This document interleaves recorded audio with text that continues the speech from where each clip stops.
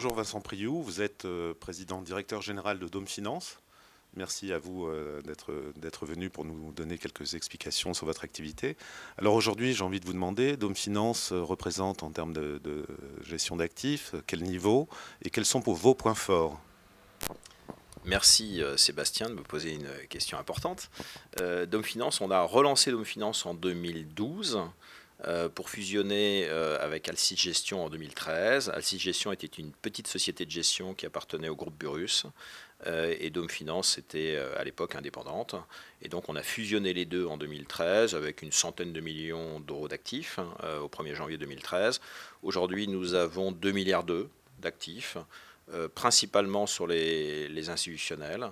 Et notre volonté pour la période à venir, naturellement, c'est de constituer, maintenant qu'on a des très beaux tracks sur notre gestion, à la fois obligataire, diversifiée et action, et en plus avec la création d'une gestion pilotée, on aimerait maintenant percer dans le monde de la distribution. On sait que c'est difficile, on sait qu'il y a beaucoup de travail à faire, mais les performances actuelles devraient nous aider. D'accord. Alors j'ai envie de vous demander immédiatement, parmi les quelques 120 ou 130 maisons de gestion qui existent, où se situe Dôme Finance dans l'environnement? Alors, 120 ou 130, je crois que c'est plutôt 620. Ah pardon. Ouais, ouais, je Je crois que pensais c'est avoir plutôt dit 620. 620. Il y en a beaucoup.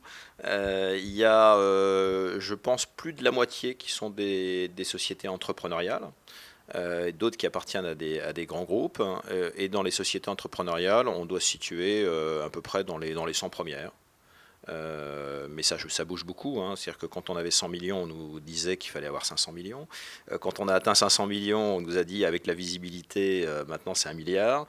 Une fois qu'on a dépassé le milliard, on nous a dit il faut avoir 2 milliards. On a dépassé les 2 milliards et maintenant on nous dit pour avoir vraiment de la grosse visibilité et compter dans le monde de la gestion d'actifs, il faut maintenant viser les 5 milliards. Donc c'est l'objectif qu'on s'est fixé à 5 ans. Et donc on doit être à peu près la centième société sur 620 en termes de taille, et on aimerait être plutôt dans les 50 premières dans les années à venir.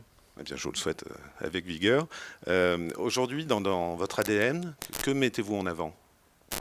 Alors nous, l'ADN, en réalité, on a dès le départ voulu avoir d'excellentes performances dans notre gestion et surtout avec un niveau de risque maîtrisé, mesuré. Il n'y a rien de pire que de nous confier de l'argent et que ça s'évapore en quelques semaines ou quelques mois après un travail acharné au niveau des performances. Donc nous, on a cette obsession qui est de dire, quand on nous confie de l'argent, on essaie de regarder le profil de risque, naturellement du client final, et surtout de faire une gestion qui soit à la fois rentable, à la fois performante, mais aussi avec un degré de risque qui est souvent inférieur au marché ou inférieur à nos concurrents. Ça, c'est notre ADN. 2016, pour revenir en arrière, 2016 a été une année compliquée. 2020 a également été une année compliquée, contrairement aux 3 années qui se situent entre ces 2 années. Et en réalité, quand on regarde ces 5 ans de performance entre 2016 et 2020, eh bien on s'aperçoit qu'on a plutôt été performant, c'est-à-dire que les années chaotiques, on s'en est extrêmement bien sorti, et les années classiques où le marché monte d'un trait ou baisse comme en 2018, on n'a pas forcément fait mieux que le marché, on n'a pas forcément fait mieux que nos concurrents, mais la différence se situe plutôt dans les années un peu compliquées 2016-2020, où là on a fait beaucoup mieux que les autres. Alors, pour quelle raison on a fait beaucoup mieux que les autres? C'est-à-dire qu'on s'est rendu compte, et ça remonte à 2014-2015, on a étudié le marché et le comportement des investisseurs. Et on s'est aperçu qu'il y avait beaucoup de situations un peu compliquées sur les marchés, où il y avait des journées de baisse très fortes, qui pouvaient baisser de plus de 5%, 6, 7, voire moins 10%. On l'a vécu en 2016 avec le Brexit, puisque le 24 juin 2016, on s'est réveillé avec un peu la gueule de bois, entre guillemets, hein, avec un marché qui a reculé de moins 12% à l'ouverture. Et ça nous permet, nous, et c'est l'ADN de Dôme Finance, de bien appréhender ces baisses pour réinvestir et pour réaccélérer.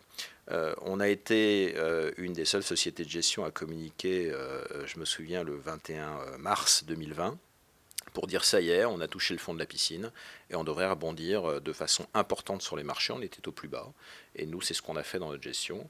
On a envoyé une très forte communication. D'ailleurs, on a eu beaucoup d'appels suite à cette communication en disant c'est incroyable, vous vous mouillez, vous êtes un peu une des seules sociétés de gestion à dire qu'on est au plus bas. Ben, on était au plus bas.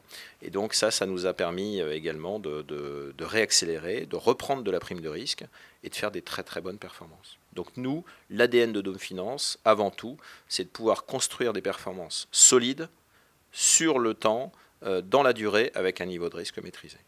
D'accord, donc ça veut dire, si j'ai bien compris, que les prochaines années devraient être plutôt très correctes ou correctes en termes de performance, puisqu'on sait tous que les moments de baisse sont peut-être aussi les moments les plus propices pour réaliser les investissements et générer de la plus-value dans le temps. Bah, on n'en sait rien parce que, comme tout le monde le dit, et on doit même l'écrire dans nos reportings, c'est que les performances passées ne préjugent pas des performances futures. Donc on espère être toujours en rendez-vous au niveau des performances. C'est très difficile, c'est un travail quotidien. On ne doit pas faire d'écart, on ne doit pas faire d'erreurs. On a vu cette dernière période finalement où il y a eu une rotation sectorielle très très importante à partir de novembre, à partir de la découverte du vaccin et des élections américaines, où il y a des gestions plutôt de croissance qui ont moins bien performé sur les 4-5 derniers mois, ou des fonds qui étaient plutôt cycliques ont extrêmement bien performé. Et donc tout ça, il ne faut pas faire des erreurs de choix, ou il faut rester dans la même ligne. Et aujourd'hui, on pense que les années futures vont être des très très belles années. Ouais. Déjà, on pense que 2021 va être une année à deux chiffres au niveau de la performance 2021. Et peut-être que le premier chiffre sera ni un 1 ni un 2. Donc on peut penser avoir une très belle année à plus 30 sur les marchés actions. Ça ne nous étonnerait absolument pas. Ça serait effectivement une très belle année. Aujourd'hui, on sait tous que la rentabilité, dès lors qu'on cherche de la sécurité, la rentabilité se paye assez cher. Est-ce que, notamment pour la gestion de la trésorerie d'entreprise, vous avez des solutions à proposer aujourd'hui? Alors là, la gestion de trésorerie d'entreprise, c'est très compliqué. Parce qu'en réalité, la gestion de trésorerie, vous avez de plus en plus de contraintes quand vous êtes un gros corporate. Et on en a rencontré des marchés beaucoup. Et on s'aperçoit que la gestion de trésorerie, en réalité, c'est souvent une gestion négative en termes de performance. Et nous, on propose des choses assez intéressantes, justement, à la marge. C'est-à-dire qu'on a fait des propositions pour dire, gardez votre gestion de trésorerie négative, qui est extrêmement liquide, sur du cash équivalent, sur des comptes à terme à hauteur de 95% de votre trésorerie. Mais les 5% restants, mettez-les dans des choses un peu dynamiques, mais sur lesquelles on peut mesurer le risque de façon assez poussée. Et ça, sont des propositions qu'on a faites pour au moins équilibrer et que les gros corporates ou les corporates de taille moyenne aient au moins une gestion à zéro, voire légèrement positive, mais au moins qu'elle ne soit pas aujourd'hui négative. D'accord. En termes d'orientation sur le marché de la distribution, comment vous envisagez les choses dans le futur et la distribution en général, bien entendu, et auprès des CGP en particulier? Sébastien, c'est une très bonne question puisque vous faites partie maintenant du groupe Burrus et d'Afi-SK. En réalité, on s'est aperçu que déjà, on allait piocher, on allait travailler quand même avec la compagnie du groupe. Donc il y a Afi-SK France et Afi-SK Luxembourg, qui sont deux compagnies qui s'ouvrent considérablement auprès des courtiers financiers, auprès des CGP. Et comme on a lancé une gestion pilotée assez remarquable, parce que c'est une gestion pilotée en multigestion, très concentrée sur 8 fonds par profil, où les performances l'année dernière ont été entre 4 et 6% en fonction des profils.